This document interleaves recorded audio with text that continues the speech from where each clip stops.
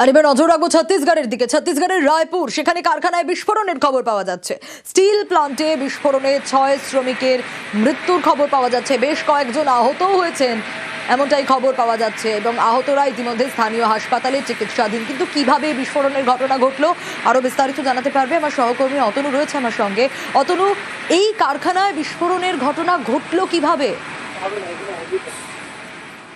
ছত্তিশগড়ের বলদাবাজার এলাকায় একটি ইস্পাত কারখানায় আজ যখন চুল্লি পরিষ্কার করছিলেন কয়েকজন শ্রমিক, সেই সময় বিস্ফোরণ হয়। বিস্ফোরণের অভিজ্ঞতাতে শ্রমিকরা যারা আশপাশে তখন পরিষ্কারের কাজ করছিলেন তাদের শরীর ঝলসে যায়।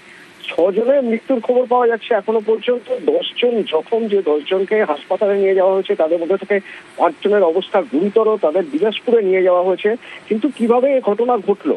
বিস্ফোরণের তীব্রতা এতটাই ছিল যে সঙ্গে সঙ্গে কারখানার একাংশে আগুন লেগে যায় এবং অনেক দূর থেকে আকাশে কালো ধোঁয়া ভর্তি, এবং ওই আগুন নেভাতে বেশ বেগ পেতে হয়। বলদাবাজার এবং তার আশপাশ থেকে দমকলের বেশ কয়েকটি ইঞ্জিন নিয়ে এসে আগুন নেভানোর কাজ শুরু হয় এবং আগুনের উৎসস্থলে পৌঁছতে যথেষ্ট সময় লেগে যায়। ততক্ষণে ভিতরে আরো কয়েকজন অসুস্থ হয়ে পড়েন, তাদেরও দ্রুত বার করে নিয়ে আসা হয়। এখনো পর্যন্ত আগুন নেভানো তো সম্ভব হয়েছে, কিন্তু কারখানার একটা অংশ যেহেতু পুরো জ্বলে খাক হয়ে গেছে, ভিতরে আর কেউ আটকে আছেন কিনা তা বোঝা সম্ভব হচ্ছে না। এখন প্রশ্ন, কিভাবে এই আগুন লাগলো? কোনো দুর্ঘটনা, অসাবধানতাবশত কোনো ঘটনা ঘটেছিল কিনা তা এখনো কারখানা কর্তৃপক্ষ কিছু জানাচ্ছে না।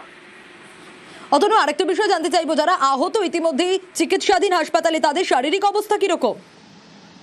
10 জনকে বার করা হয়েছিল, সঙ্গে সঙ্গে তারা আহত। তাদের মধ্যে 70% বার্ন, এরকম কেস ছিল অন্তত 5 জনের ক্ষেত্রে। তাদের দ্রুত নিয়ে যাওয়া হয়েছে অ্যাম্বুলেন্সে করে বিলাসপুর হাসপাতালে, কারণ সেখানে পরিকাঠামো ভালো, যাতে সেখানে চিকিৎসা করে তাদের সুস্থ করা সম্ভব হয়।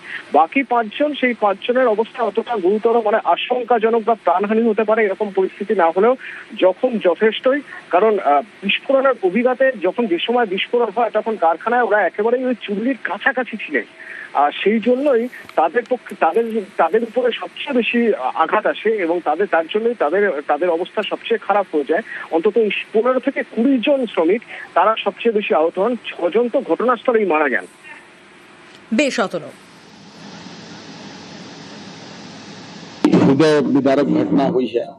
मुझे जैसे ही जानकारी मिला, मैं तत्काल डीएम बलौदाबाजार, उसका मैं प्रभारी मंत्री भी हूँ उस जिले का, तो मैंने तत्काल उनको घटनास्थल पर जाने हेतु निर्देशित किया है। और डीएम बलौदाबाजार घटनास्थल पर खुद है, पूरी उनकी टीम है और 6 लोगों की मृत्यु की पुष्टि हो चुकी है और जो घायल हैं उनको इलाज के लिए नजदीकी बिलासपुर के हॉस्पिटल में भेज दिया गया है।